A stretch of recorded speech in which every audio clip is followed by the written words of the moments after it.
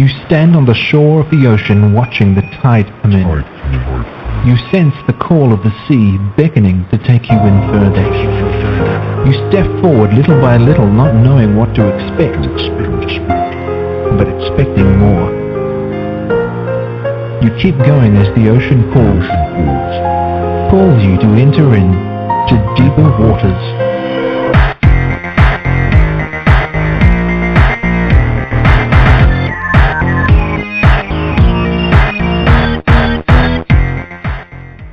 Hello everyone and welcome to the Deeper Waters podcast. I am Nick Peters, your host, here to bring you another exciting episode where we dive into the ocean of truth and look at the best in scholarship and apologetics and such today, and how it affects our world and how we can address people when we talk about our faith.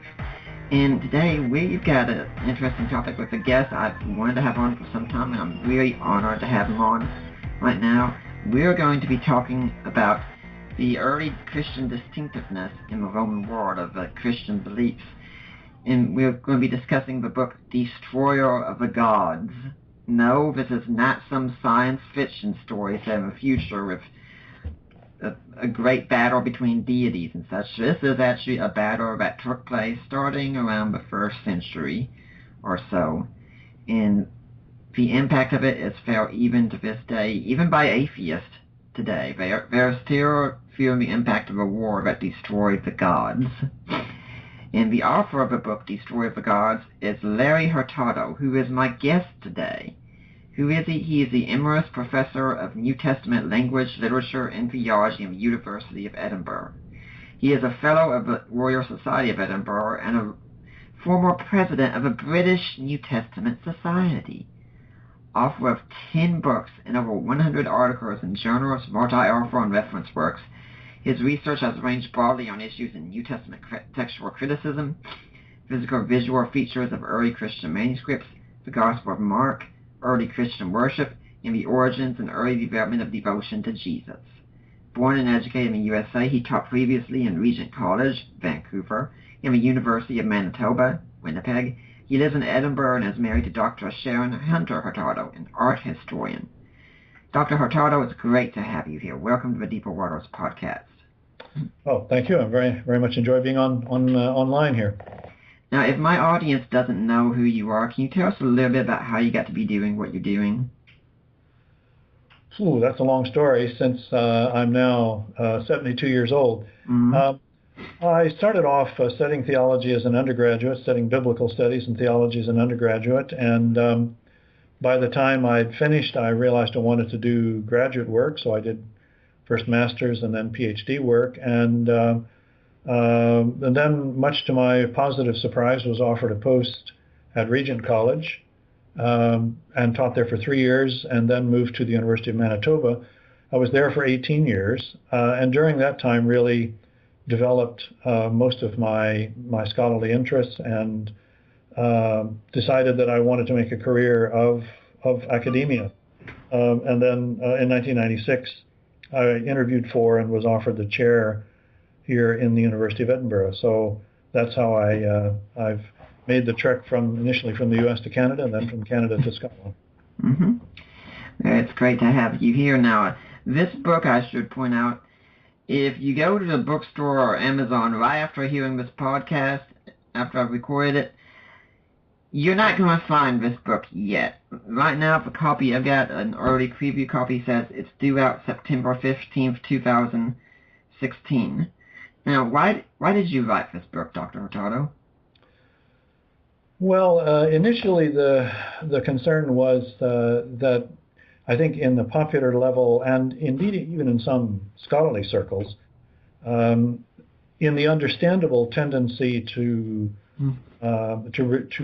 engage or to understand early Christianity as a historical phenomenon, which means to try to situate it in its own time, particularly the first 2 centuries, situated in the Roman world and the Jewish context, to appreciate its connections and similarities with that larger environment, all those things to the good and all those things positive and valid. I felt that there was a lack of adequate attention to the ways in which early Christianity was also different, novel, even bizarre. So it was primarily trying to, in some sense, set the record straight or balance off what had been done on the one hand, to say, yes, on the one hand, this is true. On the other hand, this also is true. And so the distinctiveness of early Christianity, it seemed to me, had not always been adequately appreciated Mm-hmm. and engaged. And so the book was primarily intended to do that, to say that. Mm-hmm. As I was writing it, it also occurred to me as I was writing the chapters and discussing the particular features that made early Christianity distinctive, it also occurred to me time after time how these ideas or these characteristics have now become sort of cultural commonplaces for us. Mm-hmm. And so that became then, as the book was underway, that became a kind of second objective or purpose, which I don't devote as much time to in the book, but it is there. It is something that I mention. Mm-hmm. Now, why call the book, though, Destroyer of the Gods? Someone looking in a bookstore probably looking like, that sounds like that should be in the fantasy section or the science fiction section, because it sounds like a sci-fi novel or something of that sort. Well, it wasn't mine. The publisher actually came up with that particular title. We've been playing with different titles and had different ones. I mean, I'd suggested maybe a title like A Wicked and Insidious Superstition, which is one of the charges made against early Christianity and one of the ancient Roman writers. This one, Destroyer of the Gods, they came up with and said, we like this, and I thought about it and thought, yeah, that looks good. It derives from the account of the martyrdom of Polycarp, a second century Christian leader. And in the account of his martyrdom, as he's brought into the arena, the crowds shout out, aha, this is the teacher of the Christians, the destroyer of our gods. And so that's the term they use for Polycarp. So it was thought to be, we thought it would be a neat term to use more broadly. The broader application is that one of the condemnations made in the ancient setting, one of the criticisms made of Christianity, was that they did not reverence the gods, that they were impious people, that they were indeed atheists, that they rejected the gods. And so they were seen as a threat to the religious, political, social integrity of the Roman world. So Destroyer of the Gods would probably accurately represent how many Roman pagans would have seen early Christianity. That's something interesting we can start with from there then. The idea that Christians were seen as a threat. I mean, today, for instance, in America, a lot of atheists would see Christians as a threat because, well, you're trying to pass your fundamentalist laws and establish a theocracy and such. But it sounds to me like atheists back then, it sounds to me like then that atheism would have been seen as the problem and such. And why would the Christians be seen as problematic to them in a way different than they are seen as problematic today in America? Well, in the Roman world, it's a very different setting. In the Roman period, the first thing we have to recognize is that what we call religion and what we think of as religion as a distinguishable sphere of life. We have in our universities, we have departments of economics, we have departments of political studies, we have departments often of religion, and we have departments of philosophy and sociology and so on. And we think of these as each quite distinguishable spheres of activity and of life, and you can sort of mix and match them. Your religion is one thing that is different from maybe what your economics is. I mean, for example, in today's America, there are different kinds of religious affiliation. The United States and most Western countries are religiously pluralist, and we consider religion to be something that is your own personal choice. It's highly individualistic. It's detachable from everything else about you. All of that's wrong in the ancient world. All of that's very different. In the Roman setting, religion is primarily corporate, social, collective, and it is not distinguishable from any other area of life. Put it a different way, all areas of life, all areas of social activity are characterized with a very strong religious element.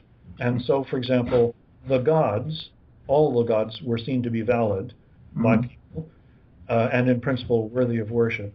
And the gods provide the foundation for society, for politics, for the welfare of families, of cities, of nations. Everything rests upon the gods.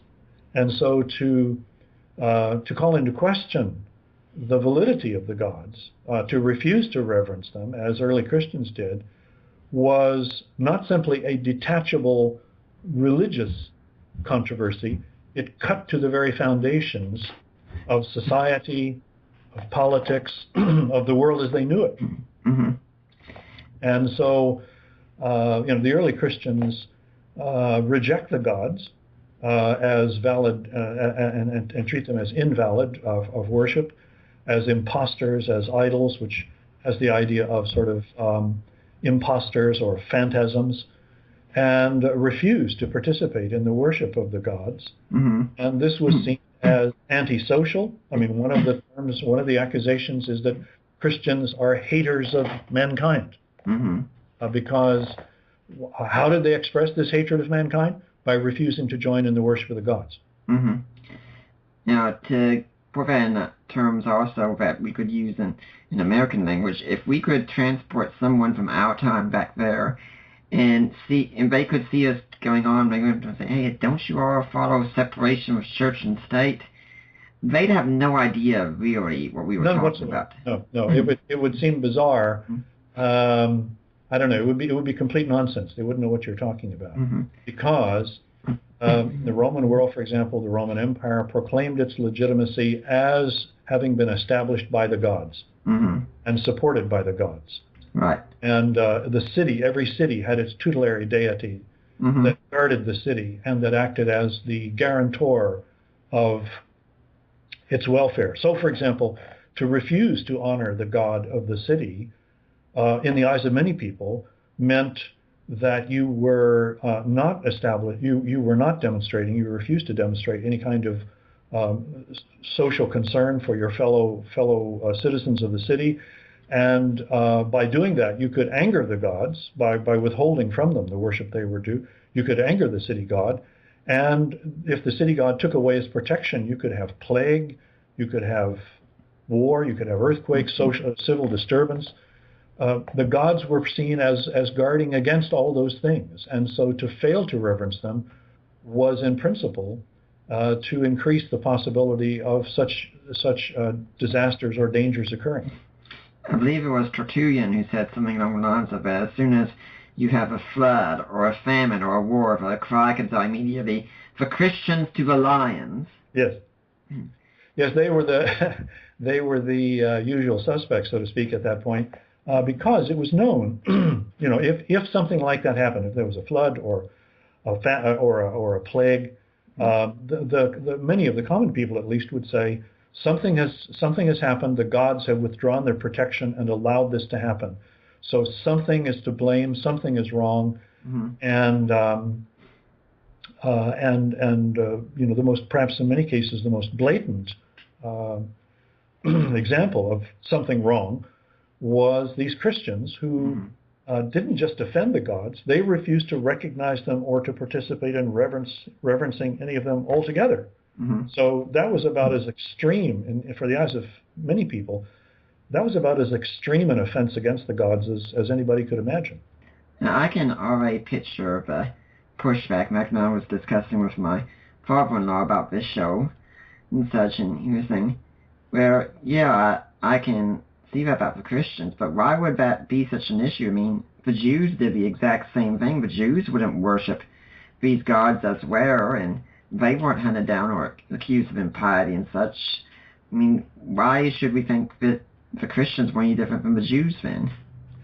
Well, this is another feature of what we call religion in the Roman world, is that religion and ethnicity were typically linked.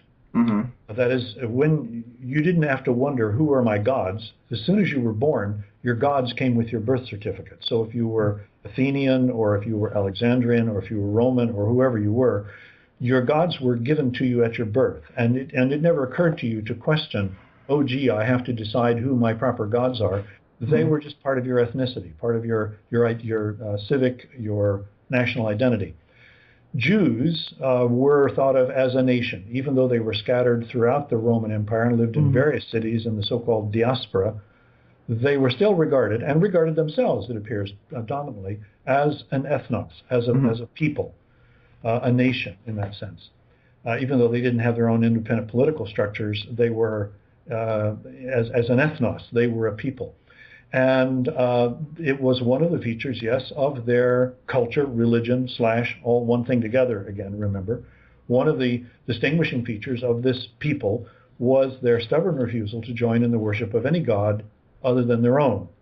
This was seen as objectionable and antisocial and, odious in the eyes of many people. But the one thing that made it sort of halfway legitimate for many people was, as I say, religion is tied to ethnicity. In the case of the Jews, it was well known that their ethnic collective stance was this kind of refusal to participate in other gods. So most people wrote it off and just simply said, okay, it's stupid or it's objectionable to us, but it's their national custom. And the Romans and most people in the Roman Empire allowed each nation a wide berth as to its national customs, their food, their dress, their marriage customs, and so on.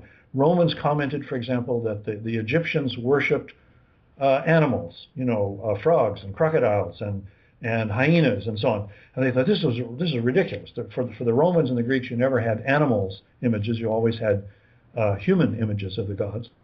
And they thought, these stupid Egyptians, their gods are animal things. But it's their custom. Leave them alone. You wouldn't try to stop them.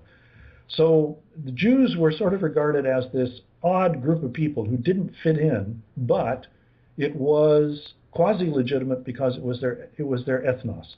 In the case of Christianity, at a very early point, what became Christianity eventually, initially it was of course a Jewish renewal movement, but very quickly it becomes both translocal and transethnic, making recruiting adherents from not only Jews, but increasingly from non-Jewish or Gentile populations in various places. And the problem is that, if you were a pagan, let's say, and you buy the Christian gospel and become an adherent, you would then forsake the worship of your family gods, your city gods, and so on. By Tuesday, you're still a pagan. The following week, maybe you've become a convert, baptized, and now you don't participate in the things that you participated in maybe only a few weeks earlier. Yeah. You have no ethnic justification for this, right? Because in Judaism, if you become a proselyte to Judaism, you forsake your family, you forsake your national identity, and you join the Jewish ethnos. So you were a pagan, but you've now become a Jew, and so you partake of the cultural legitimacy of the practices of that ethnos. But as a Christian, you didn't forsake your family, you didn't forsake your ethnic background, you remained what you were, Syrian, Egyptian, Greek, Roman, whatever, but you were expected to forsake all of your previous religious activities and confine your religious activities to this new one God. So you had no, in terms of the grammar or logic of the time, you had no basis, no legitimacy in rejecting the gods because they were given to you by birth. You hadn't changed nationality or anything like that, and so what possible right did you have not to participate in reverencing the gods of your people? Robert Louis Wilkins, in his book For Christians as the Romans Saw Them, also said that Jews were also able to get past because their religion was ancient. Yes. In that if you were ancient, where your origins were closer to that of the gods, so you got a free pass. But when the Christians showed up, their belief was seen as new, which meant it was viewed with suspicion. That's also why the apologists wrote and said, our beliefs are neither new nor strange, and tried to connect it with ancient beliefs. That's right, yeah. And new was regarded with suspicion in the realm of religion, and ancient gave it a certain legitimacy. And that's true. As I say, the legitimacy or the quasi-legitimacy granted to Jewish religion in the time was that it was, and so far back as people could determine, it always had been the national stance, the ethnic stance of the Jewish people as a people. And so, as I say, it was considered bizarre and objectionable, but as I say in the book, the attitude of most people was every nation has its own peculiarities, and the Jews more so. But it was their ethnic peculiarity. Christians were not regarded as, because they were made up of various nations, they weren't a national entity. They could not claim, you as an individual pagan who became a Christian could not claim any ethnic basis or historic justification for your stance. You had been disloyal to your people, to your family, to your city, and you had no basis in law or in custom for doing so. Yeah, and you were talking about how individualistic idea as well, about how all this was seen as a collective thing, which is actually contrast to our individualism, I should be saying. And that's something that I remember reading, it might have even been in your book, but the whole idea in that kind of culture was that usually if you met one person from a group, you'd met all of them. And today we talk about how everyone's an individual and you don't need to offend anyone such that if you stood up in the past and said what's found in Titus, for instance, that all Cretans are liars, most people would probably look and say, yep, all Cretans are liars. The Cretans themselves might stand up and say, yep, we sure are. Yes, every culture, every ethnos in that Roman setting had its stereotype, so to speak, of every other ethnic group. Living as I do in a European situation, I find that frankly, that's still the case. The French have a stereotype. All Germans are this, all Dutch are this, all British are this, all Italians are this, all Spanish are this. And if you go to any one of the others, they have stereotypes of the French and all the other peoples as well. So that seems to go all the way back into that setting. Cultural stereotypes are just a commonplace feature of us, I guess. When I'm giving a defense of the resurrection in places, one of the things that I'll point out is that people like Paul and James converted to Christianity, and there must have been something that made them think, by God, I need to switch my religious status, as it were. And usually the response I get is, well, people convert for many reasons. But that's really putting a modern spin on things, isn't it? In a sense, yes. It's true that you have more of a collectivist mentality in that ancient Roman setting, but if you read the letters, and like Paul's letters in the New Testament, he will refer to in 1 Corinthians 7, he seems to presuppose a situation where you have a Christian man, a former pagan who's now become a Christian, whose wife is not, and vice versa, a Christian woman or a believing woman whose husband is an unbelieving pagan, and so on. So it does look as though there was a surprising level of individual choice in matters of religion in the Roman world.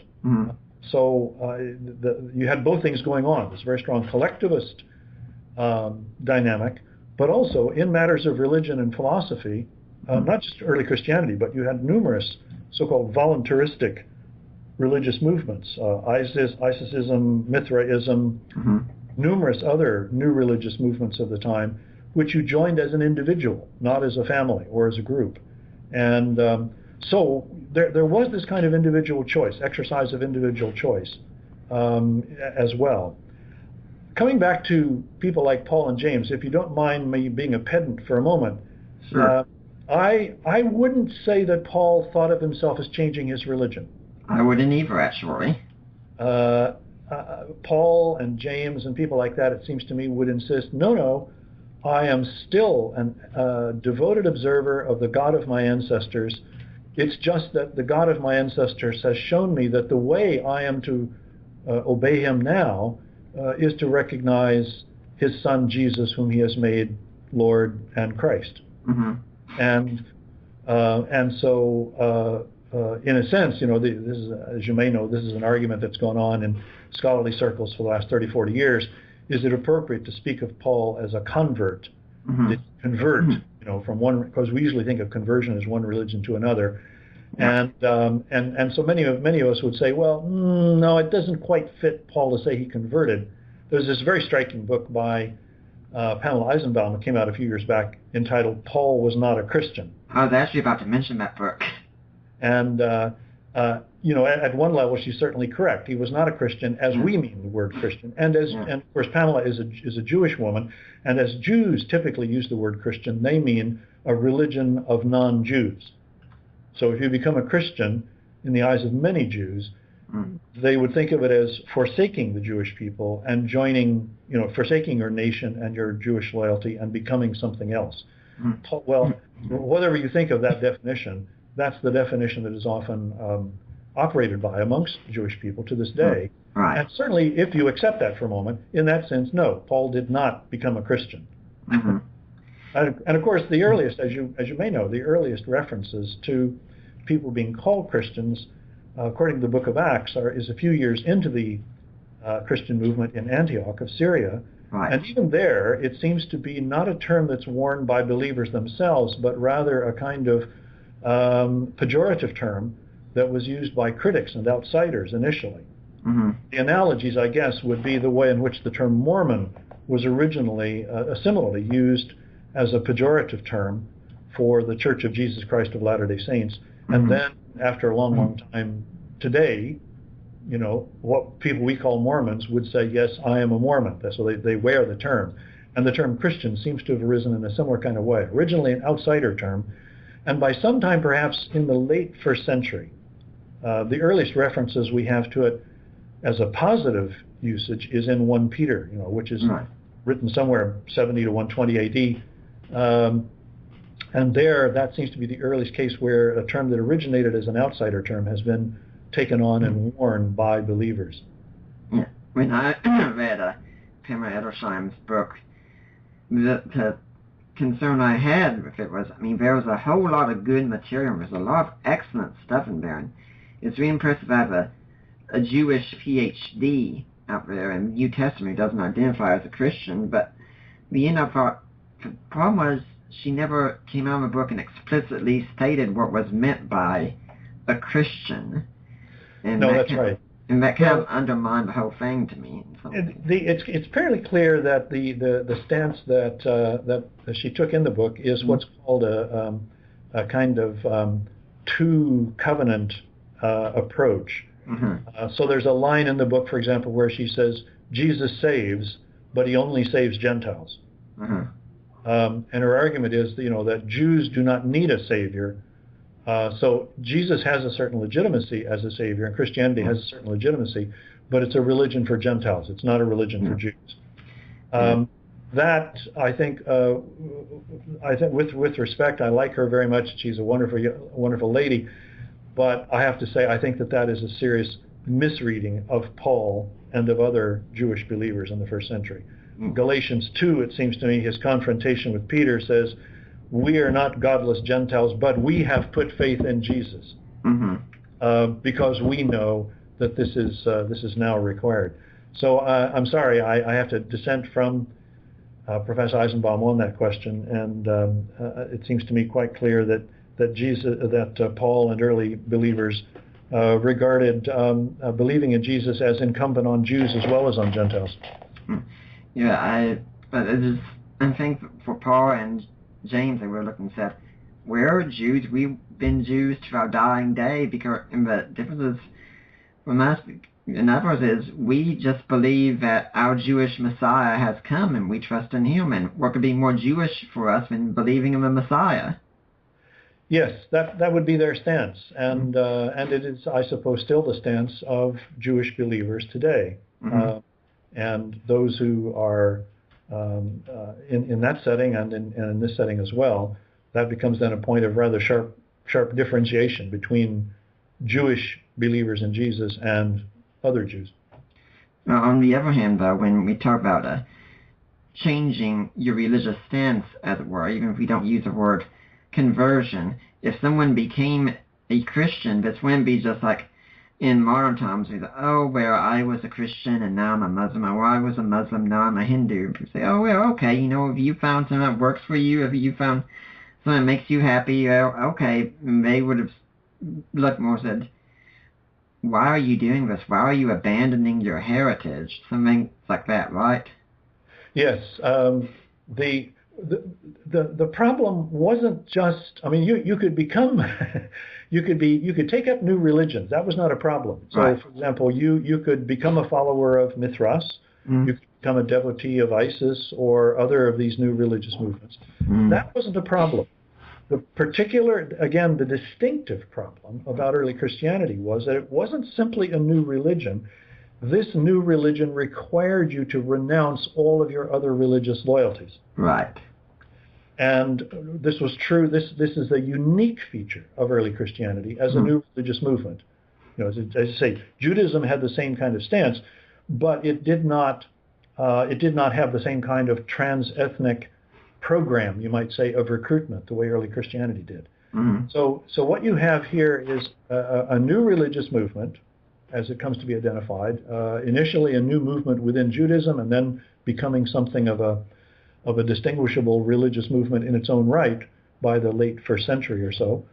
And this religious movement was not simply something additional or new, it was exclusive.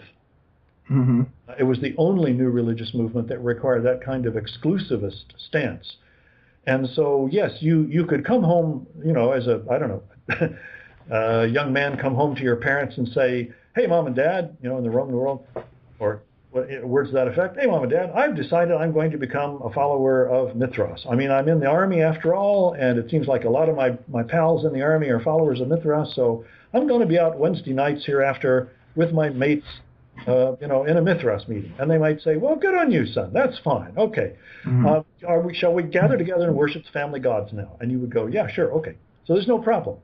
Right. But if you are a Christian and you come, if you're one of the same guy, and you come home and you say, hey, Mom and Dad, I've decided I've become baptized and I've become a follower of this Jesus of Nazareth.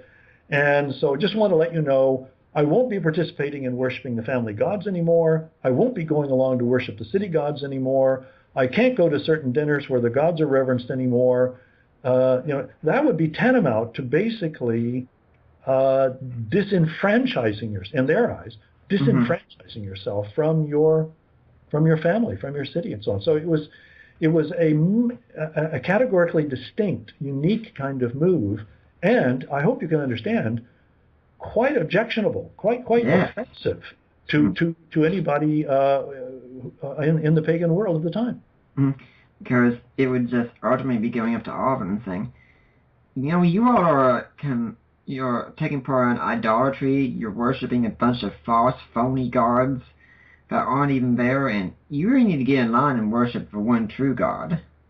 Insofar as that sort of rhetoric went on, yes, you can see that, but simply, that would have been, that would have sort of been like exploding gasoline in the fire. But it would have been offensive simply if all you did was to say, I can't participate in the worship of the family gods anymore. That would have been offensive by itself, because that was one of the key ways by which you demonstrated you're a member of this family. So, I don't know what the equivalent would be today, but I suppose, if somebody were living at home, a grown child maybe living at home, and sort of announced to the family, by the way, I won't be eating any meals with the family anymore. That would sort of be an equivalent kind of deeply offensive kind of action. No offense, I hope, I just won't be eating with you people anymore. Well, no offense intended, but certainly a great offense would be taken, because eating together, for example, for us perhaps in our world, is one of the ways by which you demonstrate, yeah, I'm a member of this family. Yeah. It's hard to find something equivalent to the offensive-ness of early Christianity in that setting. But if you go to places in Asia, where, for example, Christianity is not the dominant religion, there you will see something more of what it means for individuals. I had a former student from from Hong Kong. And I asked her once, was her family Christian? She said no, that they were traditionalist, followed traditionalist Chinese religion, which involved the worship of the ancestors and so on. And so I said, well, how do you negotiate your life with them? And she said, well, when we have a family gathering, they put up the images of the ancestors. And she said, I go to the event, but I stand at the back. I don't go down and make an offering. I stand at the back. And it's my way of saying, I can't participate in the worship of the ancestors, but I am here. I'm a member of this family. Mm-hmm. So that was her way of trying to negotiate her existence. We don't readily understand what kind of similar kind of thing had to go on, but that negotiating your existence in practically every area of life was necessary by becoming a Christian.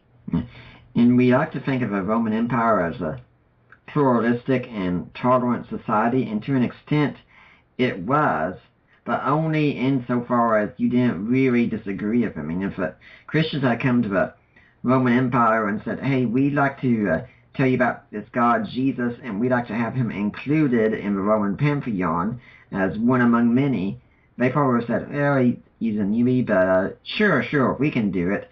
But when you come and say, hey, we're here to talk about Jesus, and he's not one among many, he's the one and only, and your gods are wrong, all of a sudden they're not going to be as tolerant. No, that's gone beyond. I mean, as you say, they're quite tolerant. There was a whole cafeteria of deities in the Roman world. The Romans conquered various peoples and were always quite happy to affirm and in many cases even provide financial support mm-hmm. for offerings made to the gods of Egypt or mm-hmm. Greece or various countries. Were quite tolerant, and including, of course, as we indicated earlier, even tolerant of Judaism's refusal to participate in the worship of other gods. They were even ready mm-hmm. to tolerate that, right? Because it was their historic, traditional, ethnic stance. Mm-hmm. So there's quite a lot of leeway, but the early Christian stance, as I say, had no ethnic justification, but was this what was deemed to be this abrasive, hurtful, deeply offensive refusal to recognize the gods, the traditional gods, and thereby calling into question the foundations of almost every area of life. Mm-hmm. And then we can get to the title of Destroyer of the Gods again, because this is one way that because Christianity won out in the end, it totally changed our world even to this day. If we talk about atheistic writers today, you have the God delusion by Dawkins. You don't have the gods delusion. Yes. You don't have gods are not great or gods the failed hypothesis. Everyone, even if they're an atheist, they usually say, unless they're trying to make a mocking point such, you say, no, I don't believe in God. It's not, I don't believe in gods. It's like it's assumed where if there was a God, there's one of them, but the Romans would never have made that assumption.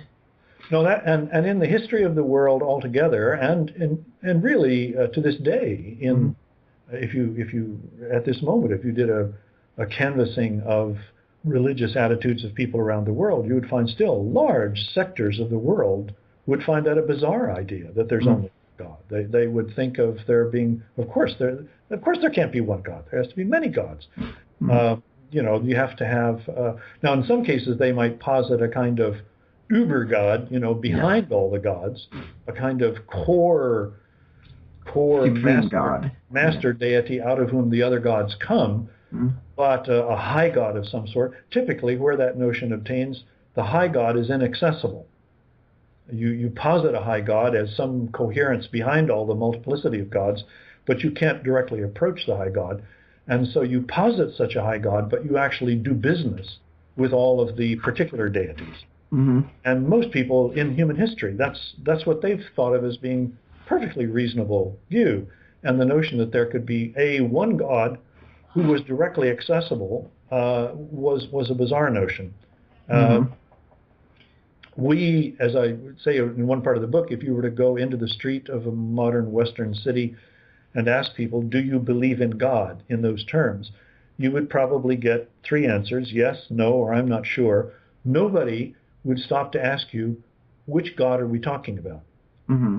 As you say, even Western atheists assume that there's only one God to doubt.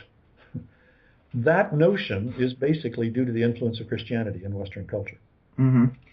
And one other aspect we should talk about is the aspect of identity. If you pick up, say, a biography by Plutarch, and you read and you hear the story about, well, this man is the son of so-and-so, who's the son of so-and-so, and he's in this city and such, you already have a pretty good idea about the identity of who you're dealing with. Okay, this family has this characteristic, this city, this people has this characteristic and such. And if you became a Christian, essentially you were making an identity change, weren't you? Yes. One of the points that I argue in the book is that we today think of what I would call a religious identity as, again, a separate sort of detachable thing, separable from your ethnicity, from your politics, and so on. And so I say, when modern Western countries often have a census of their population, such as in Britain, one of the questions might be, what is your national, your ethnic identity? And so if you're living in Britain as a British citizen, you might say Afro-Caribbean, you might say white, Anglo-Saxon, whatever, right? And then there'll be another question asking you, what is your religious affiliation? Right. So you might put down Christian, Hindu, Buddhist, whatever. We think of those as totally separable things, your ethnic identity and your religious identity. In the ancient world, they are inseparable. They are connected. But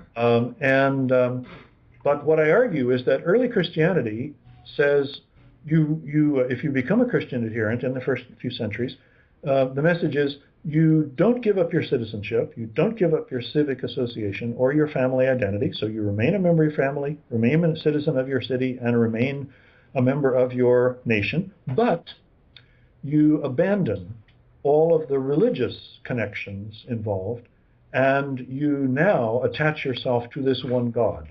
Right. And what I argue is that in our terms, they didn't use this terminology, but in our terms, it looks to me as though early Christianity thereby effectively invents the notion of a religious identity.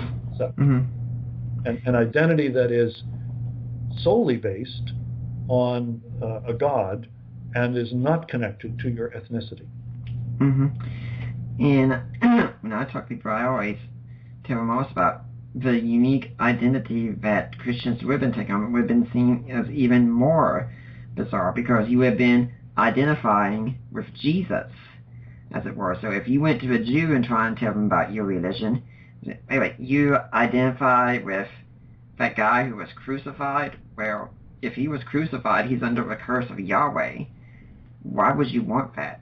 You go up to a Gentile and say, this guy was crucified, then he's a traitor to Rome. End of story. No Messiah right there. That's how bizarre the identity was to them.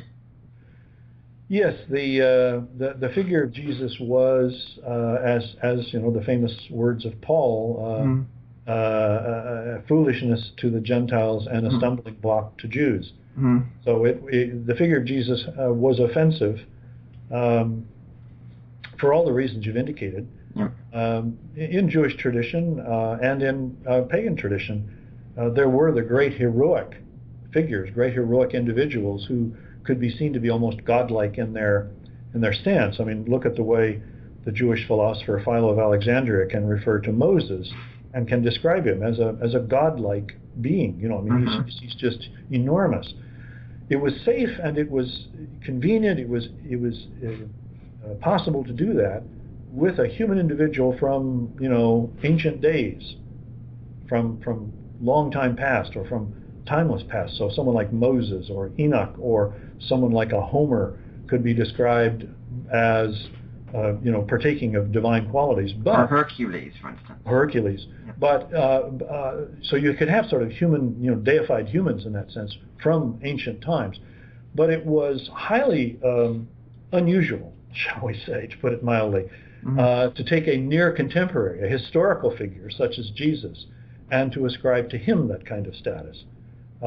Probably the only competitor that I can think of, the only competitive or roughly analogous thing, is the way in which, across the first century in particular and thereafter, the Roman emperor, the living Roman emperor, came to be seen as partaking in some sort of way of divine status and divine qualities. But other than that, and again, you say, well, okay, he's a living contemporary. Yeah, but the emperor isn't simply any ordinary bloke. He's sort of a unique figure. But that would probably be the only, I would say, compelling analogy I could think of for an individual who acquired, within only a few years, acquired this kind of divine status. And of course, one of the things I've argued, along with some other scholars now for nearly 40 years, is that this treatment of Jesus as participating in divine status and as sharing in the glory of God and worthy of worship along with God, this sort of treatment of Jesus seems to have erupted within the first few, perhaps the first few months after Jesus' execution. Yeah, I was about to say. So it's not a slow, gradual thing, and that makes it all the more remarkable. As the great German scholar from Tübingen, Martin Hengel, said some years back, talking about the time frame between the crucifixion of Jesus, roughly 30 A.D., and the earliest letters of Paul, roughly 50 A.D., said that in that 20-year period, more happened in Christology, more happened in terms of belief in Jesus than in the next 700 years of Christianity. Yeah, I was about to say that.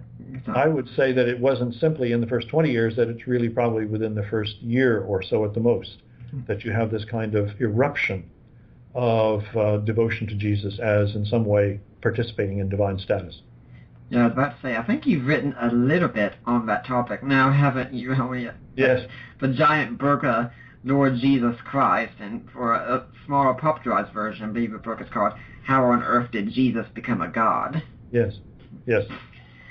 Now, that also, in fact, for clarification, I think it was Balcom who said something along the lines of, the earliest Christology is the highest Christology. Yes, that's his formulation. I understand. I think I understand what he means by it. I'm not entirely sure, but the problem is that with that kind of rhetoric, it all too easy invites, in my view, with respect, it can invite some misunderstanding. Right. And so I know that there are people who take Richard to be claiming de facto that already in the first few years you have Chalcedonian Christology being taught. You don't have a Nicene Creed being followed. No, and Richard, when you talk to him, he doesn't mean that. What he means is that already within the earliest observable moments, Jesus is treated effectively as I say, in some way, as enfranchised, so to speak, within God's name, God's glory, and having a unique status and uniquely worthy of reverence along with God.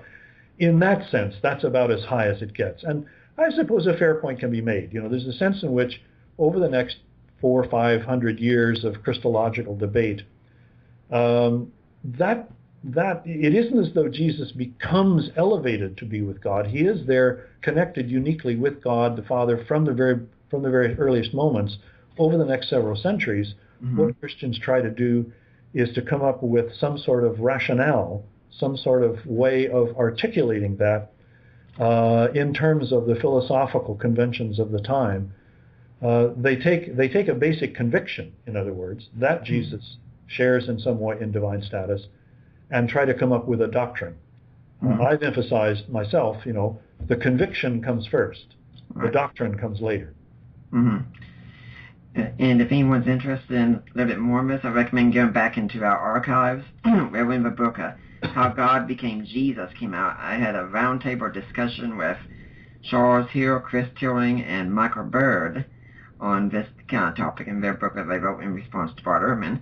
Now, when you mentioned the Roman Emperor, that also got me thinking that, in essence, then, it could be seen as Jesus versus the Roman Emperor, because the Christians could be saying, we can either pay allegiance to the Roman Emperor, or we can pay allegiance to Jesus. We're going with Jesus. Yes, there is an undeniable overlap or excuse me, or a clash, potential clash at least, between the kind of claims and the kind of titles that early Christians used for Jesus, and that were also appropriated and used in the imperial discourse, imperial rhetoric of the day. So, for example, one of the terms that is early on applied to Jesus, perhaps in the outset, is that he is the Son of God. Mm-hmm. By the way, it's always important to note that in the New Testament usage, the definite article is always used with reference to Jesus. He is the Son of God. Interesting. That is to say, they're claiming a unique sonship. And of course, the emperor, from a very early point, from the time of Tiberius, at least, if not Augustus onward, the term Son of God or Son of the Divine Caesar, the living emperor, as son of the divine dead emperor, in that sense, son of a god, is part of imperial rhetoric as well. Mm-hmm. And of course, at some point, we know that early Christians revered Jesus as Lord, both in Aramaic, Mar, and in Greek, Kyrios. And similarly, one of the terms that was used for the emperor is the term Kyrios. Mm-hmm. So there was a kind of overlap and potential clash in this kind of terminology, honorific terminology. When I read the earliest writings, Paul's writings, and on through in the early decades at least, I don't see them directly trying to pick a fight with the emperor, so to speak. Right. They don't directly say you have to choose. You either revere the emperor or you revere Christ. I don't see that kind of either or thing being put anywhere until you get into the 2nd century. Mm-hmm. And there, for example, you have Pliny's famous, the governor Pliny's famous letter to the Emperor Trajan, written sometime around 110 AD, something like that, from Bithynia and Pontus, modern-day Turkey. And he talks about Christians denounced to him and what he did, how he handled them. And one of the things that he says is, if they said that they were no longer Christians or never had been, I brought out images of the gods and the emperor's image, and I required them to make incense offerings and show reverence for the images of the gods and the emperor's image, and to curse Christ. And if they were willing to do that, I let them go. Now there, you seem to have a kind of either-or thing, but it's interesting. There, the requirement to reverence the emperor and curse Christ is being put by the Romans. The alternative, the sharp alternative, is being put by the Roman governor. Mm-hmm. And similarly, in the martyrdom of Polycarp is urged, to avoid being burned and to avoid being martyred. And the magistrate says to him, "What harm is there in saying Caesar is Kyrios? Just say it, and we'll let you go." So there you definitely have a kind of, conflict between saying Caesar is Kyrios or Jesus is Kyrios. But it's very interesting. The earliest evidence we have of a kind of sharp either or, situation is coming from the pagan side, not from the Christian side. Mm-hmm. Now, and also, I think we should talk about the saying that Tacitus and other writers use, that Christianity is described as a mischievous superstition. The term superstition shows up regularly. In our modern world, we think of superstitions such as being scared of the number 13, or a black cat crossing your path, or walking under a ladder. That's not what they had in mind really by superstition, is it? No, the Latin term superstitio was a term used for, how would I call it, for illicit religion. Mm-hmm. Or it was religious activity that was deemed to be illicit or improper. Mm-hmm. We would say sort of almost like underground or forbidden religion. Mm-hmm. Bad religion was superstitio. Mm-hmm. And it'd be kind of like the way we'd use to describe someone having an affair today then, wouldn't it? I suppose, or we would say such and such a thing is a cult. Yeah. And the term cult in popular usage tends to have a kind of pejorative term. You mean, okay, it's a cult, which means it's a bad form of religion. Mm-hmm. And that would have instead been made it seem all the more pejorative. I mean, this is what you got at that earlier, that Christianity was just seen as not just offensive in cases, it was seen as outright absurd to the people, wasn't it? Yes, and I would say it must have been seen by some Roman authorities, and progressively so as we move into the 2nd and 3rd century. It was also seen as dangerous. Mm-hmm. Not simply offensive.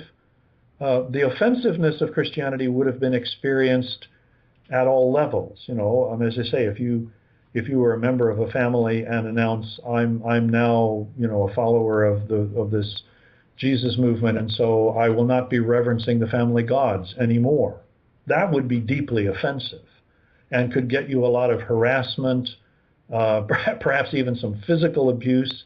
Who knows? Mm-hmm. So it was offensive. Likewise, if you were a member of a local bakers guild and you went to the meeting of the guild, they would always offer, open the meeting with a libation poured out to the guardian deity of the guild. Mm-hmm. And if you were to say, I'm sorry, I can't participate in this, I'll wait outside until that's done, or something like that, that would be offensive. So you ran the risk of offending people in practically all areas of life. But in addition to that, early Christianity was deemed to be, here and there and progressively so, as dangerous. Mm-hmm. And as I say, its danger was because the gods and reverence for the gods were seen to uphold the society, the political order, the welfare of the world, and so on. I mean, everything depended upon the gods in some way. And the refusal of Christians to acknowledge and to worship the gods was therefore a potential threat, a potential breach in the solidarity of the society and of the political order. Mm-hmm. And also it was a Christianity could have an economic impact.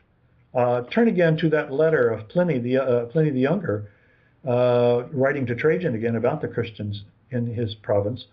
And one of the things he says is I'm sure that having taken the decisive action that I have taken against them, and what he did was, those who were denounced to him as Christians, if they refused to recant, if they were Roman citizens, he sent them to Rome for disposition.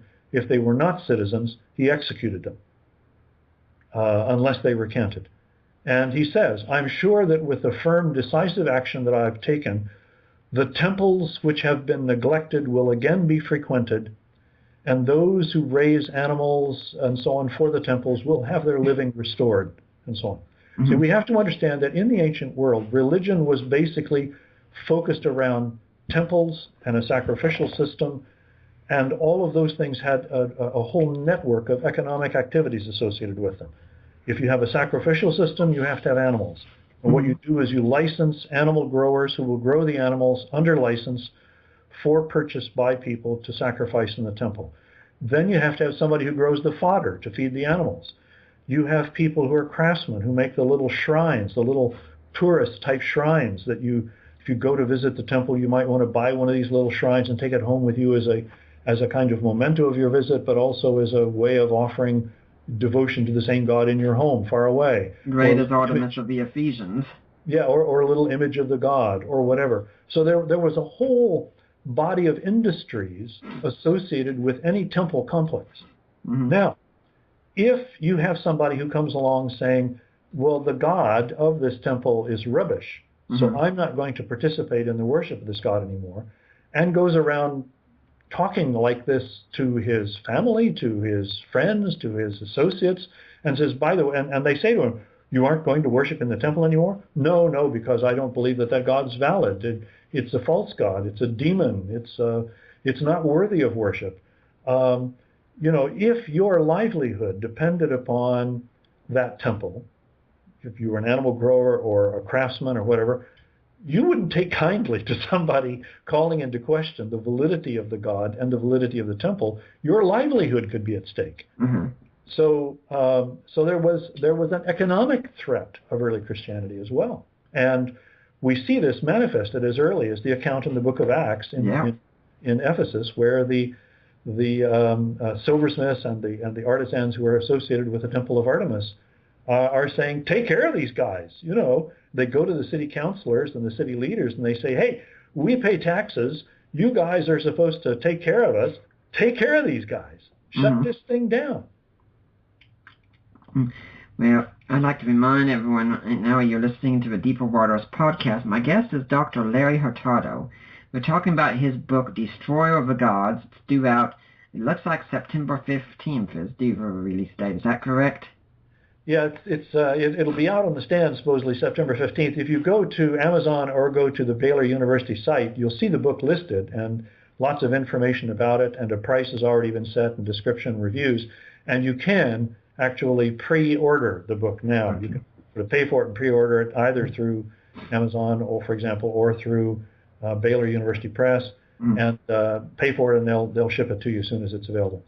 We're talking with Dr. Larry Hurtado, and it is about the book Destroyer of the Gods. But if you're listening next week, have you ever seen all these things out there about, say, the Illuminati being out there, or the New World Order, or any of these other conspiracies? A lot of Christians seem to get caught up in these, but is there really any validity to this kind of stuff? My ministry partner, J.P. Holding, is going to be coming back on the show. He wrote an ebook on this about something along the lines of Jesus is a mushroom and other lies you won't believe. Asking, is there really anything to Illuminati ideas or to New World Order claims, or are Rothschilds really involved in a grand cover-up? And so if you got someone who's really caught in conspiracy theories, be listening next week, because we're going to talk about, are these really valid ways Christians should be thinking? But for now, let's get back to Dr. Larry Hurtado talking about the book Destroyer of the Gods. As I do this interview with you, I'm here in my office, and I imagine you're probably in yours. And when we're in our office, we are surrounded by these wonderful, wonderful treasures called books. They are all around us. And my own wife has said, can you please start using that Kindle more often? We don't have room for all the books. Yeah. Now, that's also an effect of Christianity today, isn't it? Well, I would say, I think in the ancient world, in the Roman period, there certainly were a lot of books. Yeah. And there certainly were a lot of texts that were being written and composed and used, and libraries that were set up. George Houston, by the way, one book that in the last few years by the historian George Houston is all about ancient libraries. And how well-to-do individuals, learned individuals collected books. So there certainly were books. The important thing to say is two things. One is early Christianity as a religious movement, however, was unique in the place and the role that books had in their religion. In pagan religion of the time, in general, When you went into the temple or engaged in the ceremonies in honor of the goddess or the god, books were not involved. You didn't read from any kind of scriptures. They didn't have scriptures that you read from. You performed the right sacrifice. You said the right words, and so on. That was what religion was. Early Christianity, however, is peculiar amongst any of the traditional or new religious movements in the place of texts that were read as part of their worship gathering. Again, the immediate analogy that one can point to is Judaism and the synagogue. And that, again, shows the derivation of what became Christianity out of that Jewish matrix. In synagogues as well, texts, what Christians would call the Old Testament scriptural texts, were read regularly as part of the synagogue practice. And early Christianity took that over. But as I say, as a transethnic new religious movement, it was the only such movement in which text played that kind of role. The Christians then, however, didn't simply continue reading Old Testament texts, they produced new ones. And so from the letters of the Apostle Paul onward, they produce new texts of their own. And by my calculation, by one index of early Christian writings, if we track on down to about the year 250 or so, there are over 200 Christian books that we know of that were written in that period, from the first 200 years or so of Christianity. So it's and keep in mind, this is a very small religious movement at this point, really. Right. Only a few tens of thousands, maybe, or by the year 200, maybe 100, maybe 200,000 people worldwide. And so it's a phenomenal literary output for such a small religious movement. So that's another way that it's distinctive. But the thing that has probably shaped the books that are on our shelves today the most is that the books on our shelves are what we call leaf books. That is, they are books where you turn pages. You have a binding and you turn the pages, and the print appears on both sides of the leaf. That kind of book is very unusual in the Roman world. In the first and second century, for example, of all of the manuscripts that we know of, less than 5% are leaf books of the time, called a codex. Right. About 5% total. And these tend to be non-literary texts. That is, the codex tends to be used for medicinal recipes or astronomical tables or things that you consult, but you don't read through. So poetry, novels, history would not be put typically in the form of a codex at this point. Right. Early Christianity, however, from the earliest point that we can find any Christian text, overwhelmingly preferred the codex. And so in the second and third century, those writings that are identified as Christians are about 75 to 80% codexes, whereas in the larger environment of the time, it's about 90% rolls, book rolls. So there's this tremendous difference. After the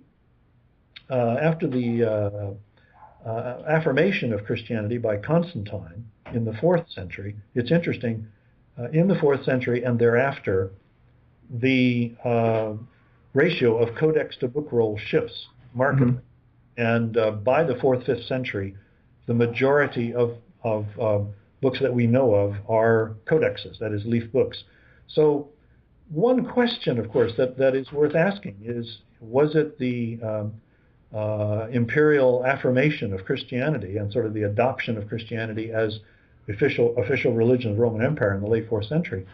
Was it the sort of triumph, so to speak, of Christianity that helped or led to the success of the codex, producing the modern leaf book that we now have?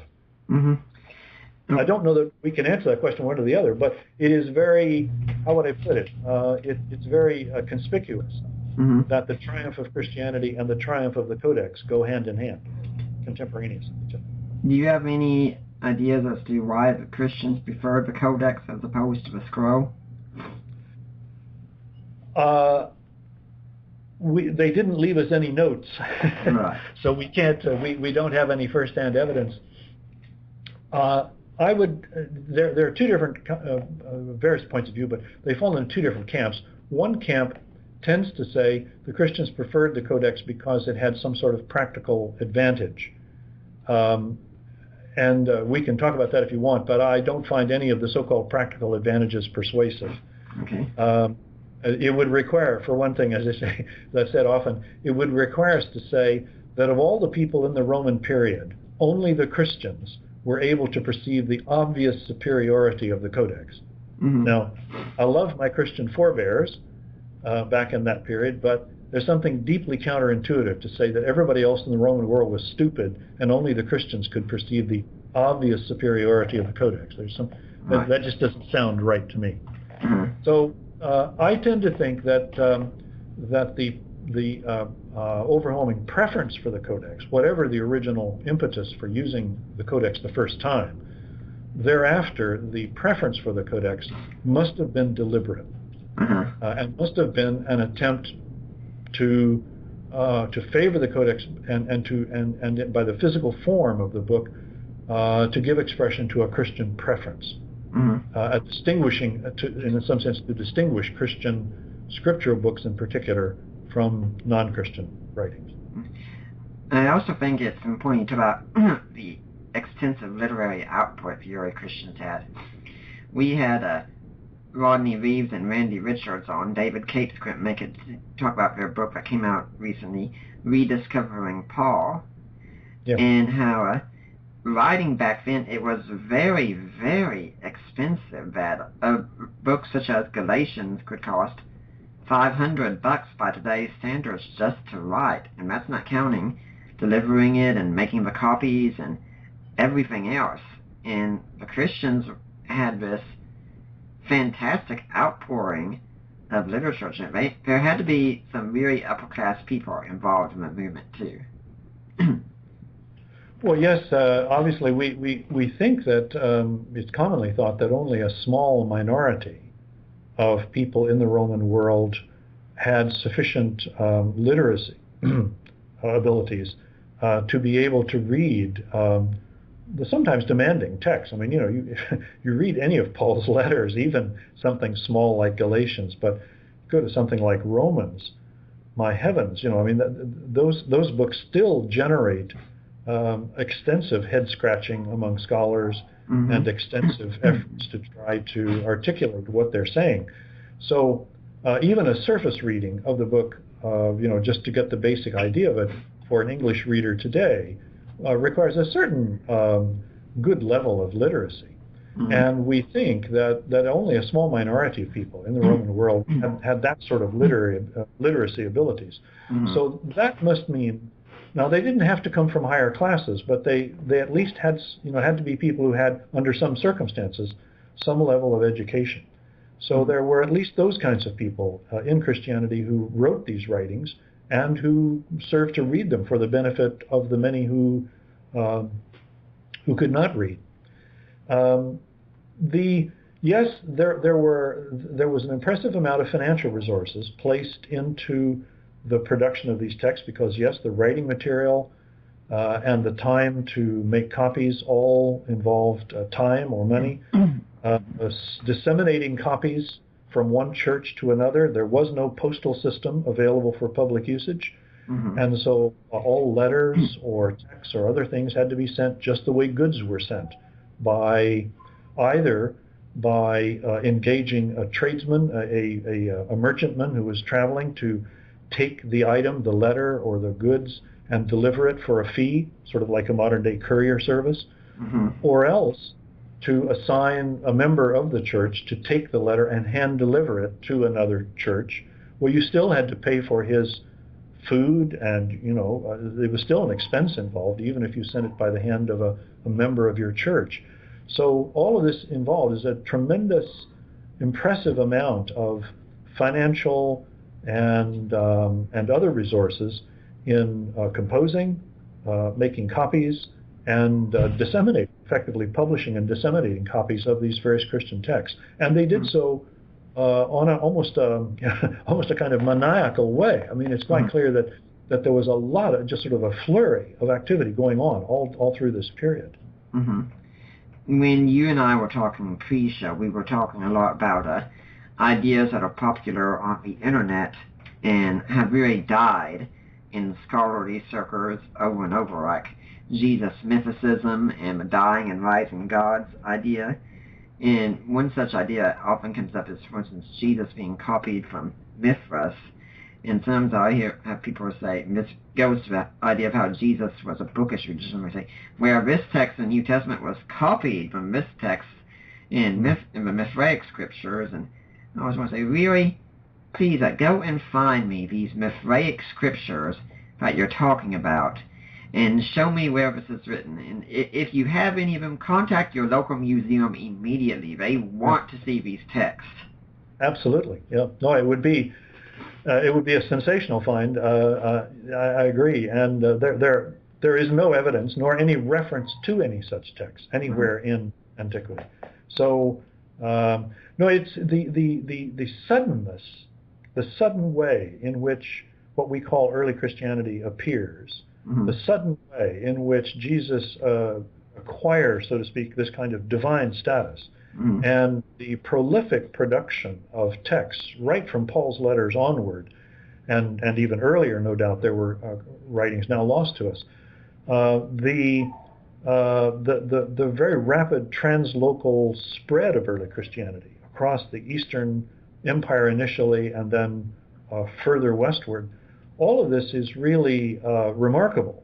And so it's understandable, thoroughly understandable to me, that people will say, oh, this could only be explained by it being adopted from some previous thing, because it's just too much to happen suddenly. It has to have been, borrowed or derived from some previous thing. That's a perfectly reasonable supposition, and it's entirely understandable to me that people who don't know better would buy that sort of idea, because it's the natural thing to assume. The problem is it goes directly against all of the evidence. All of the evidence indicates that there was no real predecessor for the thing we call Christianity, that Jesus does acquire this kind of divine status explosively quickly and remarkably early, and that this proliferation of texts that we see, the four Gospels, for example. I mean, there were emperors around, great men who controlled 30 legions of troops and could, rule the empire, and there were little biographical sketches written about them. Suetonius, for example, in his Lives of the Caesars, there were biographical sketches written of these figures. But the size of the four canonical Gospels alone, not counting the others, the four Gospels that made their way into the New Testament alone, each of them is a sizable, ambitious, biographical, so to speak, type account. Any one of them being written would be remarkable. To have four written within perhaps a decade or so of each other is astonishing. There's no other literary phenomenon in the Roman period to match that alone. So I know that people will think, oh, come on, that's just too incredible to believe. It is incredible, but it's true. Right. It seems to be what happened. And it looks like, since Christianity came along, that now, whenever a new religious movement does rise up, it seems just natural that there's going to be some religious text. Or if you have Muhammad showing up, all of a sudden, hey, here's the Quran. If you have Joseph Smith, here's the Book of Mormon. Here's all these other writings, and so that when we look at it, we say, well, there is a religion, and this religion has various scriptures and such. But go back to the Roman Empire, and Judaism, before Christianity came along, was the only religion that really had its scriptures. All the others just went by traditions and or beliefs and things of that sort, right? Yes, that's true. Yes, in the Roman period, sacred texts, so to speak, or texts of any kind, are not really a feature of the religious activities of any other religious group of the time, other than Judaism and early Christianity. Certainly not in the same way. When you have, of course, the sacred tablets that are kept in the Roman Forum that govern the sacrificial rites and so on of the traditional Roman religion, but these sacred tablets or whatever are kept there, are consulted by priests, but they do not form part of the so-called liturgy, you might say, in the way in which in traditional Judaism and traditional Christianity, when you get together in church or in synagogue for worship, you read a text, and a reading of a text, at least in the traditional liturgical forms of Christianity, you read Scripture. That's an integral part of the worship practice.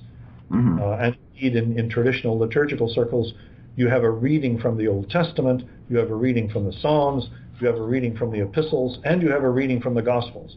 4 chunks of Scripture are read as an integral part of the worship service. That's just without parallel in the ancient setting.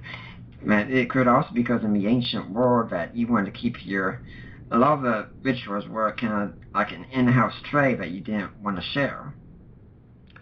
Yes, you have some that are so-called mystery cults. Mithras, you mentioned, is one. Yeah. One of the things about Mithraism is that we know only a limited amount about what the rituals were or even about what the iconography was. I mean, if you go to look at some of these Mithraeums, that is, these places of Mithraic worship that have been excavated in various places, you will see that typically you have a rather elaborate iconography. You have the figure of Mithras slaying the bull. You have a scorpion. You have little other things that are pictured around it. And we're not entirely sure what these things represent. I mean, what is the bull? What is the scorpion that, by the way, happens to be biting the testicles of the bull? What on earth does that mean? We have no idea. Obviously, these things were central in their religious imagination in some way, but we don't know what they were because not primarily, or even because they kept them secret. I mean, I suppose there was a certain amount of secrecy, but they never wrote them down. Right. They didn't write texts. So here's the ironic thing. We know about Mithraism, and we can trace it through its shrines, through these Mithraeums that appear all the way up through Germany into even in Britain, down near Newcastle and so on. Wherever the Roman army was stationed, Mithras seems to have gone. Mm-hmm. And we can track the progress of Mithraism through these Mithraeums, these shrines, and their physical images that they left, but no texts. Mm-hmm. Early Christianity, in the first 2 or 3 centuries, no shrines, no temples, no altars, no sacrifices, no priests, none of these physical implements, except for a massive body of texts. Mm-hmm. So this is one of the discussions that I've had is with a friend of mine, dear friend and highly respected scholar, Edwin Judge from Macquarie University in Australia, who's a fabulous friend and expert on the Roman ancient setting. And when I was discussing my book with him and talking about how I was going to be arguing that early Christianity was a novel kind of religion, he came back and said, "You must not call Christianity a religion. It was not a religion in any way that you would recognize it in the Roman world. It didn't have temples, it didn't have sacrifices, shrines, priests. That's what constitutes religion in the ancient world. And Christianity in those terms was not a religion." And I said, okay, I agree with you, Edwin. I take your point. I'm going to call it a different kind of religion, because if I say early Christianity wasn't a religion, my readers won't know what the devil it is I'm trying to say. Mm. But it is such an unusual religion that a respected figure such as Professor Judge can try to make that point. Mm-hmm. I'd like to remind everyone that you're listening to the Deeper Waters podcast. I'm interviewing Larry Hurtado today about his book, Destroyer of the Gods. And I want to remind you all that everything we do here, it's listener supported. So if you want to support us, please consider going to the website at deeperwaters.ddns.net. There's a link, Help Support the Work of Deeper Waters Christian Ministries. And in that you'll find a link. And you click on that and you'll go to the Ministry of Risen Jesus. That's the ministry of Mike and Debbie Lacona. Have you gone to the right place? Yes, you have. Those are my in-laws.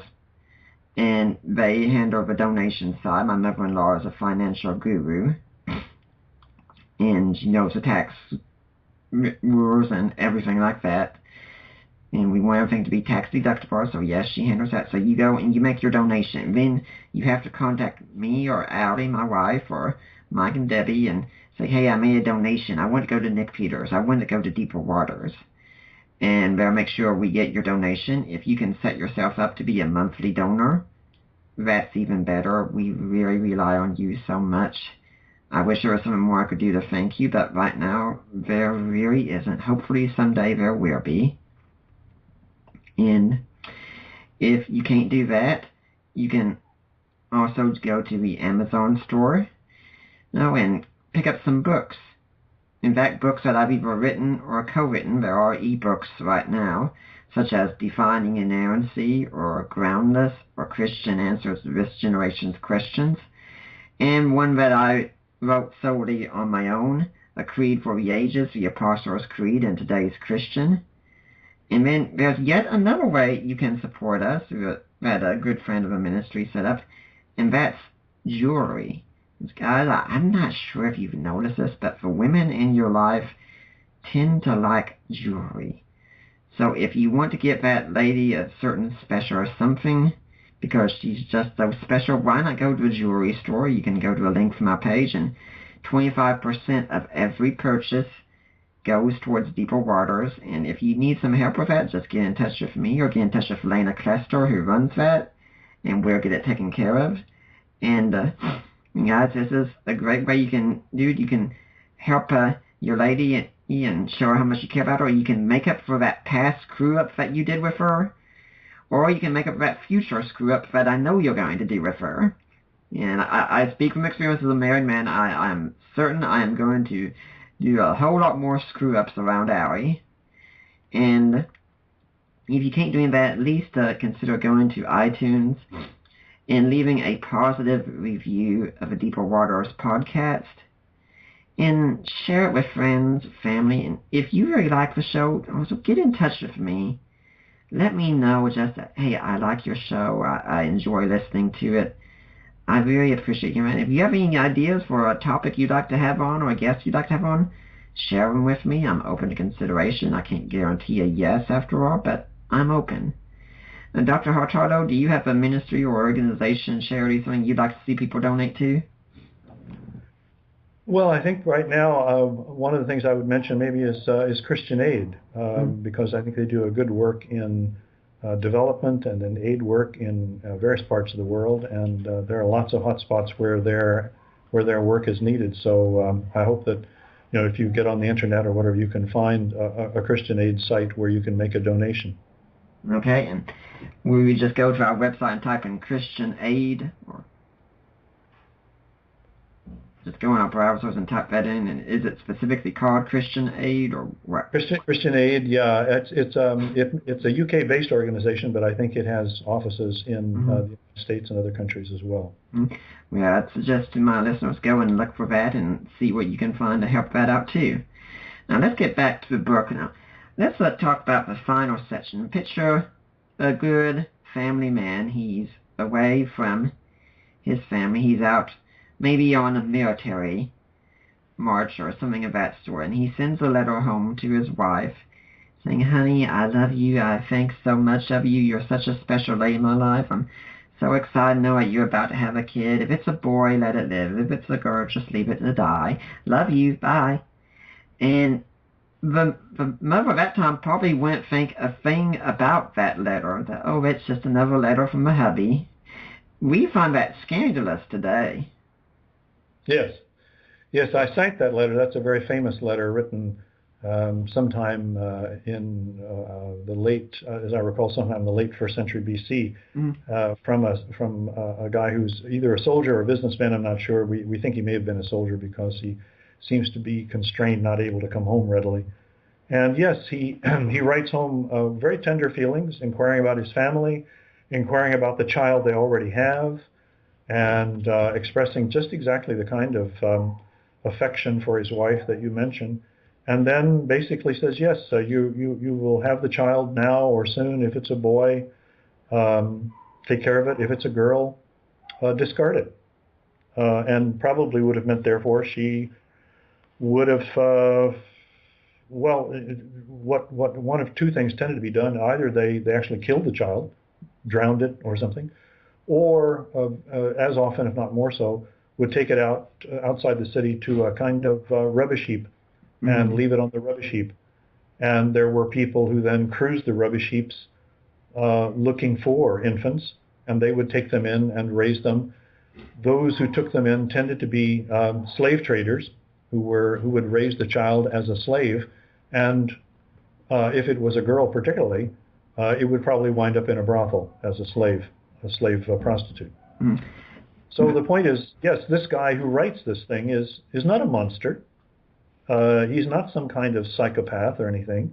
He's a loving family man, loving husband, and inquires after his relatives and his other child. But this rather, ruthless form of dealing with unwanted children was so much a part of culture that even nice guys like this thought nothing of it. by our standards today, he would be seen as a monster, but in the culture back then, it was part and parcel of what happened, and it was the Christians that were people who, in fact, eventually directly challenged this kind of practice, weren't they? Yes, probably the Christians were the most well-known, became the most well-known at challenging this practice. I mean, as you say, for us, it not only would be reprehensible, but I think in almost any Western country it would be illegal. You go to jail for it. It would be, infanticide, criminal offense. But in that setting, it was, as you say, simply part of it. There were some people who complained about it. The Stoic philosopher Musonius Rufus thought that it was a bad practice and criticized and condemned people for doing it. So Christians weren't the only voices raised against it, but they were probably the most aggressive, the most effective at it. Musonius taught his little circle of pupils, a handful of people who spent time over 2 or 3 years learning how to be a Stoic philosopher. And so he would imbue them with his point of view. But, if we think of, if we compare Musonius Rufus and early Christianity as social projects, so to speak, as to their social impact, there's no comparison. Early Christianity was far more aggressive and far more, it took this kind of view, so to speak, to the streets.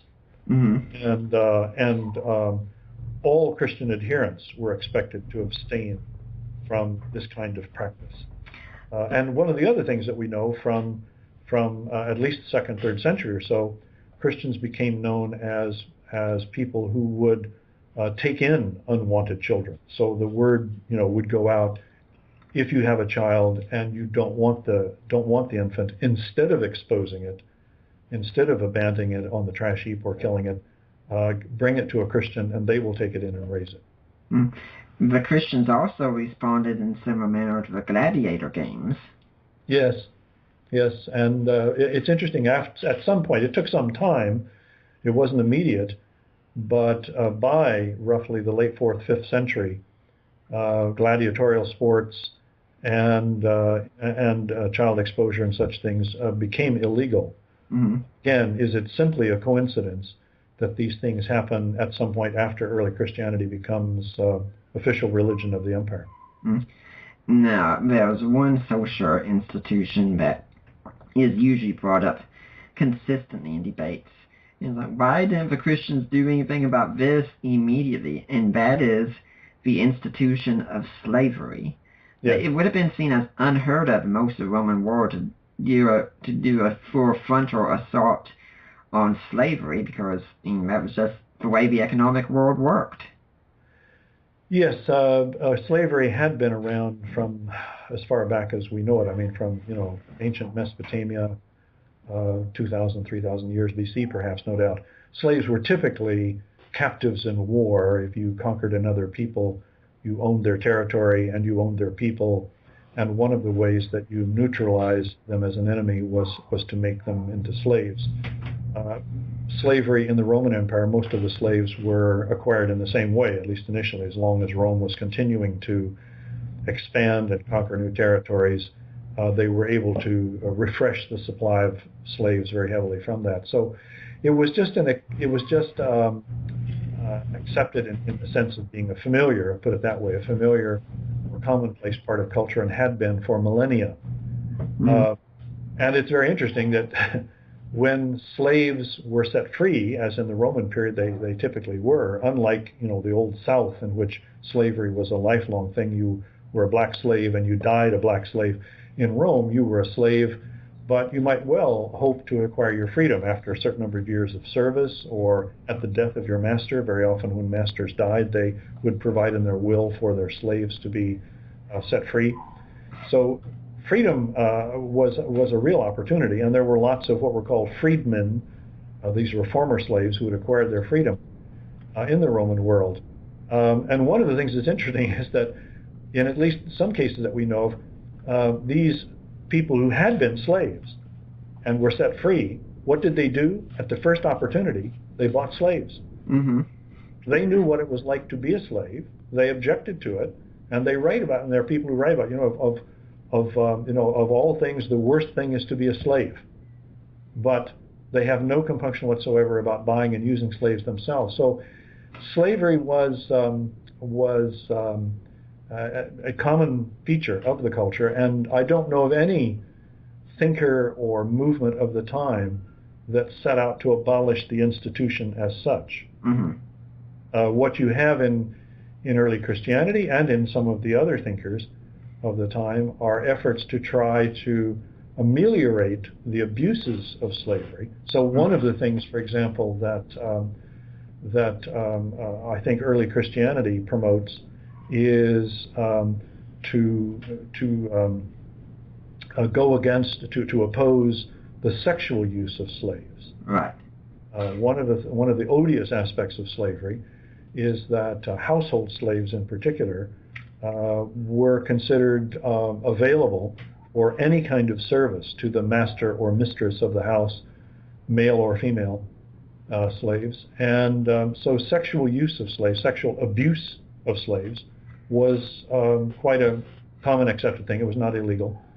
Mm-hmm. And I have argued that although that we do not have a direct statement saying you shall not have sex with your slave, that the Christian treatment of sexuality in the New Testament, it seems to me, implicitly forbids the use of slaves, implicitly forbids sexual coitus with anyone other than your spouse. Yeah, we'll get to that soon, but I think we could also say that perhaps Christianity set the seeds for destroying slavery eventually. I think some scholars even said that Philemon could be seen as the Emancipation Proclamation of the New Testament. I think that might be exaggerating a bit. I mean, on the surface, of course, Paul sends this slave back to his master and says, I'm sending him back to you. He's your slave, and he's your property. Mm. And that, of course, says there's all this sort of rhetoric in the letter saying, oh, yes. Welcome him back no longer as simply a slave, but now as your brother. And even he says, and indeed, treat him as you would treat me. And so you think, how do you take somebody as your slave and also treat him as your brother and as you would treat the Apostle Paul? So it sets up some tensions, so to speak. It complicates, so to speak, the slave-master relationship. Explicitly, it does not say, Paul does not say, you must set this man free. Mm-hmm. He just says, I'm sending him back to you. Do with him, of course, he is your property. Treat him as a brother. Treat him as you would treat me. Now, there is where it complicates that slave-master relationship. We were talking some about Ben Witherington pre-show, and Ben Witherington has been on here before, and I've heard him giving a talk online about the book of Philemon, and when he reads it, he shows that there's what we would call major burns on Paul's part to Philemon, where he calls him out publicly for the audience. He doesn't come out and explicitly say, hey, make him a free man, but that's certainly what he thinks he's implied that he should do.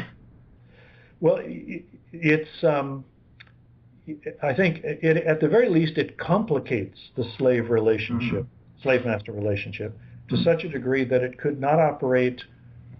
It's difficult for me to see how it could operate in the way in which it may have operated before that. How do you treat a slave as a brother?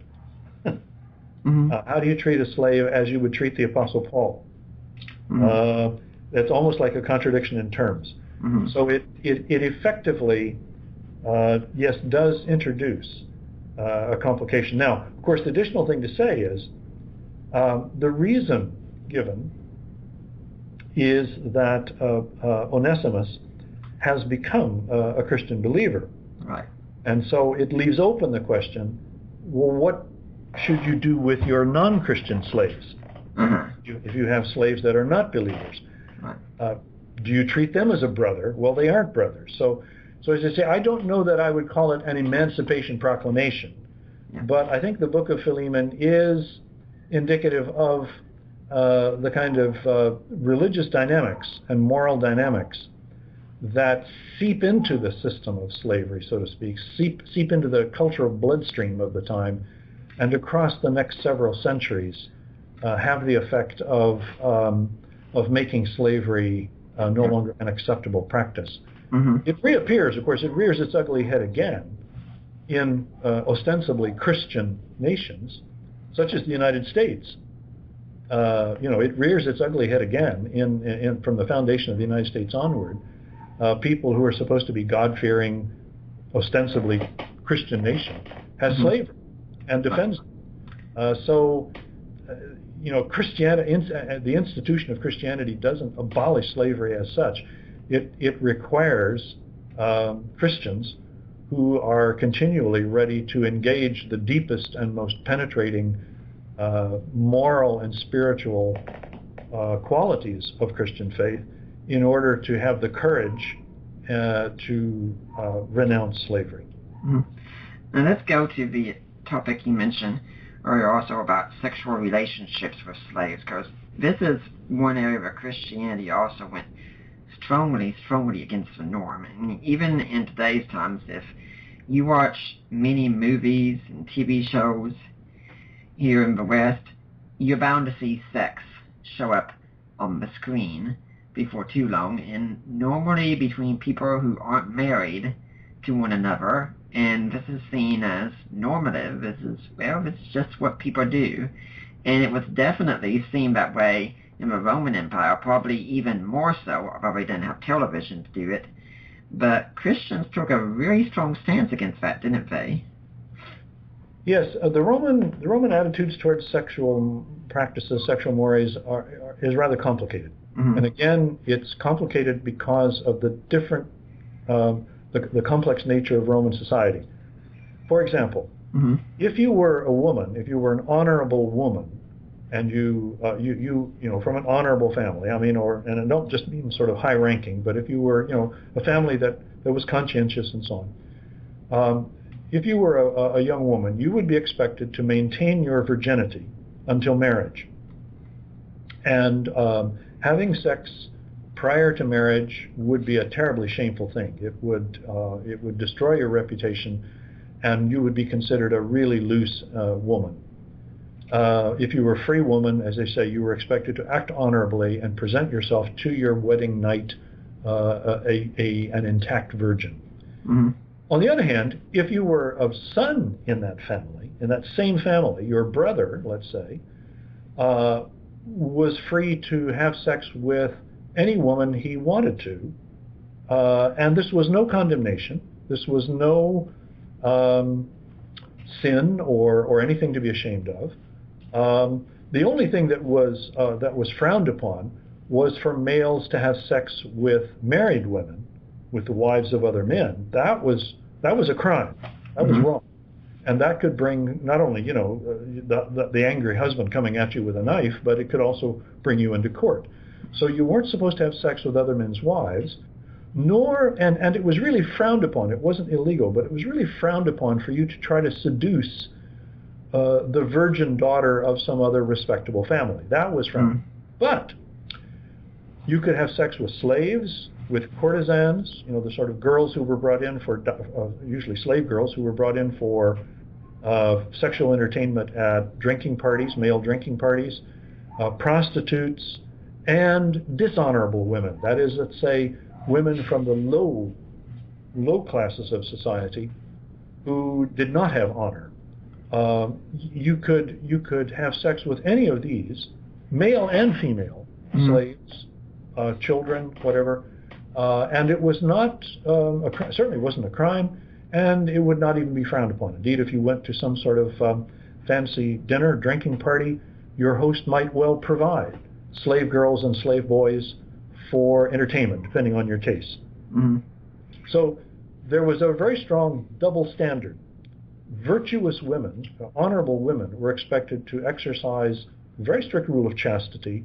Married woman was expected to have sex only with her husband, and so on. But men had a very different standard. What goes on in early Christianity, in one sense, at the risk of oversimplifying, what goes on in early Christianity is that the early Christians apply the same rule of chastity that everyone expected of an honorable wife. Christians applied the same rule to everyone. So they basically said, what's good for the goose is good for the gander. Mm. And effectively erased the double standard in their sexual practices. I was also thinking that one other thing I think was also considered shameful for a man was if a man was involved in a homosexual relationship, if he allowed himself to be the one who was penetrated, that was considered shameful as well. Yes, that was considered unmanly in the eyes of the people who wrote about it. It was not shameful to penetrate a man, but it was considered to be unmanly or shameful to be the one penetrated, usually.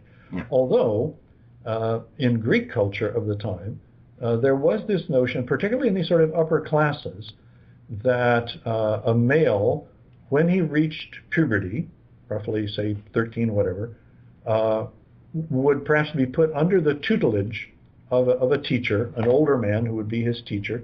And it was expected often that during that teenage years, he might well provide sexual services for his teacher.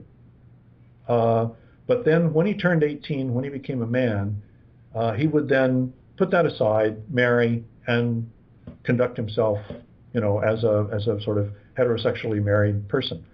So, as I say, the sexual practices and attitudes of sexual mores and sexual practices in the Greco-Roman world was very complicated by just a different culture, a different set of what they allowed for. In that setting, early Christianity comes along and simplifies things in one sense, in that it says, this set of sexual practices, this set of sexual mores is to be followed by everyone. So they say, irrespective of whether you're high class or low class, whether you're a man or woman, this is the kind of sexual chastity, sexual honor, or purity that you're to live by. So it cuts through that kind of cultural complexity in some sense with a kind of simplified and what many would regard as a very strict standard of sexual behavior. And we can also talk about how the physician Galen at the time noted that when plague came to the communities, the Christians were actually the ones that were standing by and providing the most aid to those who were afflicted. And in turn, it actually helped them in ways they didn't realize, because they were able in that way to develop some immunity to the plague that they didn't understand and not be affected by it. And that really helped their numbers to grow as well, because the charity was just something unheard of, wasn't it? Yes, that sort of argument about plague, I think, is derived more from a proposal that Rodney Stark made in his book, and it's an intriguing proposal. It's certainly true that Galen and other pagans refer to Christians somewhat grudgingly as the people who tended the sick in time of plague, who did not flee the city, but who stayed in the city. The plagues were basically city-based because of sanitation and such things. And so they stayed in the city, they cared for the sick. And Galen, who of course fled Rome when the plague came and lived out in his country estate until the plague was over, but he then acknowledges the Christians were, with a certain grudging attitude, the Christians were willing to risk their own lives and care for people. And Stark proposed that this, of course, acquired Christians a great deal of street credit, you might say, and respect, but also, yes, may have resulted in some of them, if they survived the plague, they then would have had an immunity, which would have been seen as remarkable, perhaps almost a kind of magical property in that setting. So in various ways, Christianity may have grown and commended itself in the condition and in the setting of plagues. It's an interesting idea. I don't know that I developed that in my book so much, but Rodney Stark certainly has in his book, and it's an interesting idea. And so when we talk about how Christianity has shaped the world today, if we picked up a book by the new atheists and such today, it would practically be taken for granted that something like the gladiatorial games or slavery or leaving children out to die in the wild would be condemned. And we say, we all know this is wrong. All of us know this already. If you went to the Roman Empire and said this is wrong, back then they still said, what are you talking about? This is life. What are you complaining about? Yes, that's true. Over the long durée of the first, several centuries, Christianity, when it becomes the official religion of the empire, isn't until sometime in the mid to late 4th century. But and even at that point, the majority of upper class people, at least, and the majority of the population are still pagans. So the actual cultural impact of Christianity takes centuries to have its full effect. And so you see, not an immediate cessation of gladiatorial combat. I think it's sometime in the 6th century, I think, when gladiatorial combat is finally outlawed. But that's because, of course, even though Christianity is made legal and then made the official religion of the Roman Empire, it takes time for any sort of religious outlook to have a broad cultural effect on laws and institutions and so on. In already the point that I'm making in the book, where I confine my attention in the book to roughly the first 3 centuries, that is before any sort of official involvement in Christianity, before Constantine, when Christians still had to live by their wits, so to speak, and when Christianity was an unofficial, had no official status, and Christians were a minority sect that had no standing, no status.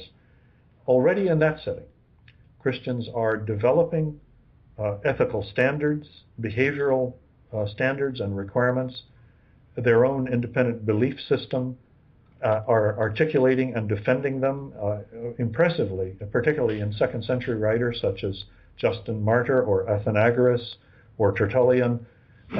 You have a very powerful attempts to articulate and defend Christianity and setting forth a Christian moral culture, you might say, which they are practicing within their own circles by dint of the inner strength of their faith as groups. So it's quite an impressive thing. In the long run, that stance and that energy, once Christianity is appropriated by the Roman Empire, something of that stance and that energy certainly gets diluted, but nevertheless it remains healthy enough to have a very positive effects across the first several centuries after Constantine adopts Christianity. So it's part of what is meant, and one blurb on the book is that early Christianity destroyed one world, helped to destroy one world, and helped to create another. Yeah, so in essence, the morality that we think is so common today, that in some ways we're starting rebellion against it, like I said, sexuality especially, it's really not a common morality, it's a Christian morality. And you could go to many places in the world today, and just like you find many places where gods are believed in, the Christian moral belief system isn't seen as a universal belief system, is it? No, that's true. I point out in the book that there certainly are points of similarity in the early centuries. There certainly are points of similarity between particular moral standards advocated by early Christianity and by some of the philosophical schools of the day. Again, our old friend Musonius Rufus is frequently cited, or Epictetus, both of these sort of Stoic oriented philosophers of the same period. And in someone like Musonius, you have admirable standards. I mean, as I say, he criticizes child abandonment. He argues that men should live by the same rules of chastity as women did, and so on. So he has a somewhat similar set of values. And if you just compare idea with idea, then, okay, there's a great deal of similarity. But the point I make is, yes, but if you are asking about compare social projects, Musonius' social project was simply to try to shape the behavior of the small handful of philosophical students gathered around him. The aim of early Christianity was to shape the behavior of every single adherent who joined the religion, and to try to influence, to try to advocate a Christian faith more broadly in the culture, and thereby to try to shape the behavior of all those who became adherents. So as two social projects, there's just no comparison. Mm-hmm. Impact and influence of Christianity was always bound to be more far-reaching than the so-called Stoic sophist circles of the first couple of centuries. Well, unfortunately, I don't think there's enough time to really ask another question. There is more, but I'd like everyone to know the book is Destroyer of the Gods. I've got a paperback version here, but when it comes out, it's going to be coming out in hardback. I just That's checked right. on. Yes? It comes out in hardback in September, and as I say, you can order it in advance and have it delivered as soon as it's out. I checked the price right now. The listing has the price of $28.52 if you pre-order it, but I did see that if you order it and the price drops before then for some reason, that you will get the refund in. So if the price is worrying about you now, keep that in mind. Right. And again, folks, this is an excellent book, really. When I went through, I was probably highlighting something on most every page because it was just that incredible to have it. And I want to thank you for the book, Dr. Hurtado, and for coming on. Well, thank you for having me, and I hope that you and your readers will enjoy the book and gain a lot from it. Well, if someone wants to find out more about you and what you do you have a blog, a website, a way people can get in touch with you? Yes, I have a blog site. It's simply larryhurtado.wordpress.com. Mm-hmm. And that's Hurtado for anyone interested out there. Now, do you have any final message you'd like to leave today for the Deeper Waters audience? No, I think we've covered a lot of things. I would simply express my appreciation to you again for the opportunity to talk about my book. Authors, as you will know, always are happy to talk about their books. Oh, yes. And I really hope we'll see you back here again sometime. Okay. Now, I'd like to remind everyone that next week we're going to have J.P. Holding coming on talking about his book, that Jesus was a mushroom and other lies you won't believe. We're going to be talking about conspiracy theories, the Illuminati, the New World Order, things like that. For now, I'm Nick Peters, and I am signing off.